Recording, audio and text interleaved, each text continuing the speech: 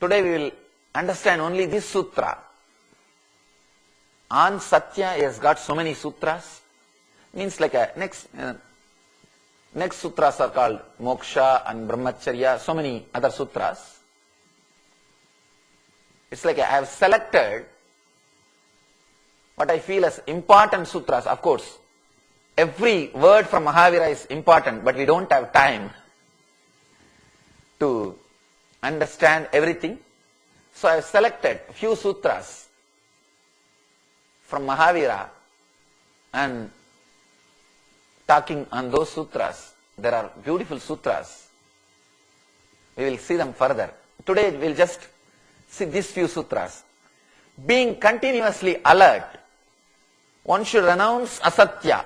Understand? Being continuously alert means establishing yourself on satya. Establishing yourself on satya. Being aware. One more thing.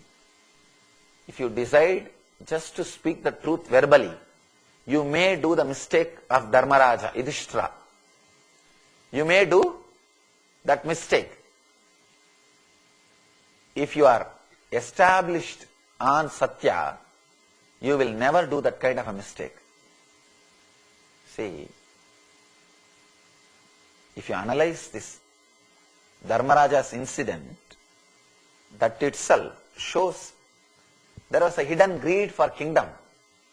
That is why he has to compromise. Gandhiji, Mahatma Gandhi says beautifully, as long as I did not start practicing spirituality, my satya, my truthfulness was not perfect. I was not able to achieve perfection in my truthfulness till I started practicing spirituality. So many people come and tell me, Swamiji, I am not a spiritual guy, I don't believe in spirituality, but I live an honest life, moral life, I do good things for others, I speak truth and live a good life. Is not enough? I tell them no. Because what you are saying is a lie. If you do not have a spiritual base, spiritual seeking, you will never be moral. Be very clear. You may think you are moral. You may think you are living a good life. No. You will not even be able to scan and find out whether you are playing cunning games or not with others. Unless you are that intense. Here, that's what Mahavir says, being constantly alert. When Gandhiji says, till I started my spiritual practices, I never realized I am not perfect in my practice of Satya. Only after practicing spirituality, after my spiritual sadhanas, I am able to perfect myself in the practice of Satya also. Practice of Satya needs continuously being alert. Nichakala pamathenam. It's a beautiful word because it's not Sanskrit. I'll tell the English translation. Being continuously alert, one should renounce asatya and speak only truthful, honest words. Understand? Not just truthful, honest. Dharmaraja was truthful but not honest. He is truthful but not honest. He said truth but he was not honest. That is why his chariot fell on the ground. He was dropped on the ground. Truthful, honest words. Honesty means you should be established on dharma. You should be established on truth. Anything can be sacrificed, but not your bliss. Not your bliss. Not your joy. If you compromise on honesty, then all other vows are questionable. If you compromise on other vows, the honesty is, you can't think that he is completely gone. But if you compromise on this honesty, you are gone, you can't be helped. Then you will allow all other possible negativity to happen in you. I always tell people, to be around me, the only one thing is necessary. All our ashramites, I tell them, only one thing is necessary. Honest relationship between you and me. Whatever you feel, if you are able to open up, nothing else is necessary. Master's energy is such, it will straight away penetrate you and heal you. I always tell people, if you can go and talk to that God or Goddess Murti, if you can go and sit in front of Mahavir and completely open up, understand? When I say open up, really feeling and saying, telling him, this is what I am, I promise you will be healed. Ramakrishna says, there was a devotee, he used to go to Ramakrishna and he used to live different kind of a life, wine and women and whatnot. And once Ramakrishna tells him, go to Ganga and tell her all your life, whatever you did, and just have a honest relationship with Ganga Mother, the Mother Ganga, River Ganga. You will become enlightened. Everything will be washed away. You will become a Mahatma. What is this? Me going and just talking to a river? How he thinks that I will become enlightened, I will become Mahatma, all my sins will be washed away. But Ramakrishna says, go and do. I went and told everything to Ganga. Suddenly I felt, now I am not able to see her anymore if I am not able to correct myself. So whenever I cross Ganga, I started feeling that shine, that guilt. Now I know somebody is watching. And after a few days, whenever I started drinking water, Ganga water, I felt the same thing. Somehow, I don't know how it happened. Simply the purity has happened in me. Now I know I can face Ganga honestly. Understand? If you really open up, even with your teddy bear, that's okay.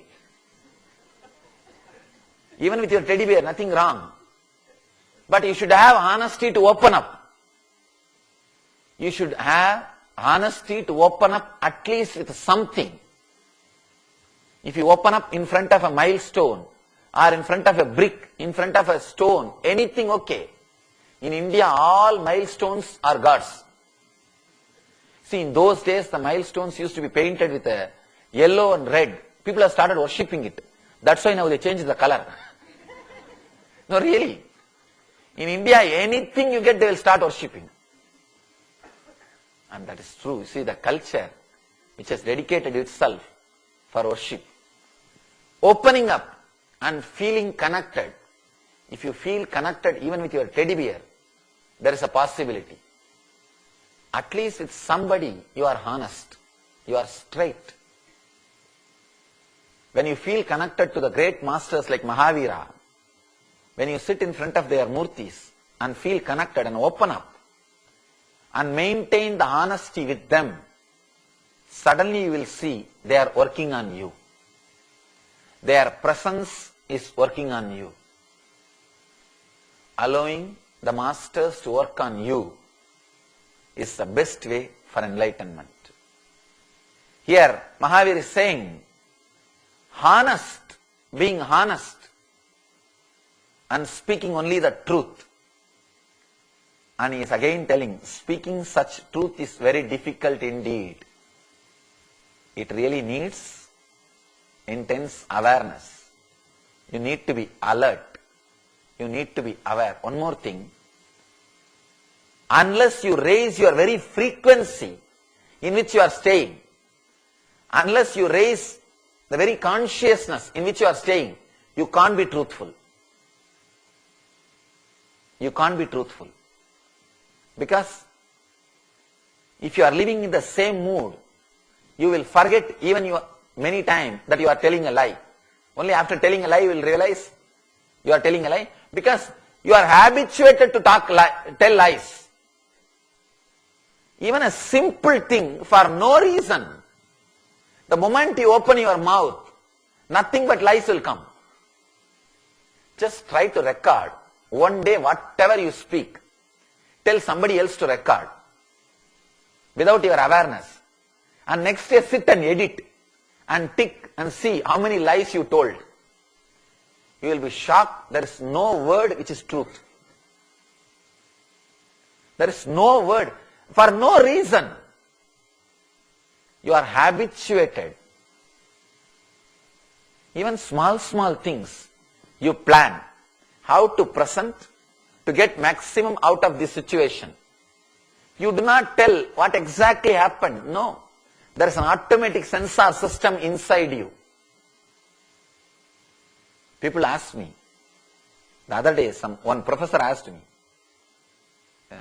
university professor, Swamiji, every day you are talking hours together somewhere or other in the world.